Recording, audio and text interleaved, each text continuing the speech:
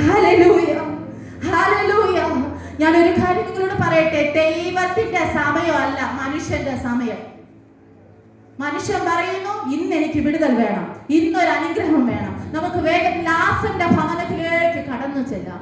ആ ലാസന്റെ ഭവനത്തിന്റെ അകത്ത് മരിച്ച് 3 ദിവസം കഴിഞ്ഞ് 4-ാം ദിവസത്തിലാണ് യേശു എത്തിയത്. നിങ്ങളോട് പലരോട് ചോദിച്ചാൽ നിങ്ങൾ പറയും ഈ യേശു കാണിച്ചത് അത്ര ശരിയായില്ല അല്ലേ? സ്നേഹിതനാണെന്ന് പറഞ്ഞിട്ടും മരിച്ച് അടക്കം ചെയ്തിട്ടാ വന്നേ. നമ്മുടെ സമയമല്ല ദൈവത്തിന്റെ സമയം.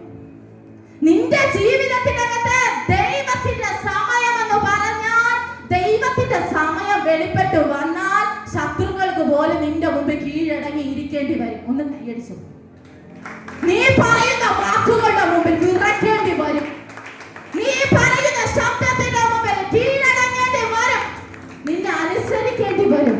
ദൈവത്തിന്റെ സമയത്തിന്റെ അകത്ത് ഇതിന്റെ അകത്ത് ചില ശുശ്രൂഷകന്മാർ എഴുന്നേറ്റ് വരികയാണ്. ശുശ്രൂഷകന്മാർ എഴുന്നേറ്റ് വരികയാണ്. നിന്റെ സമയത്തിന്റെ അകത്തല്ല, ദൈവത്തിന്റെ സമയത്തിന്റെ അകത്ത്.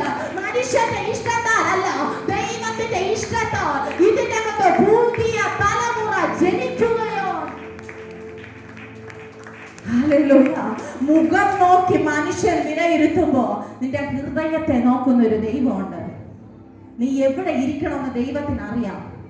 ഹല്ലേലൂയ. ഓരോരുത്തർക്കും ഒരു റാങ്ക് ഉണ്ട് കേട്ടോ.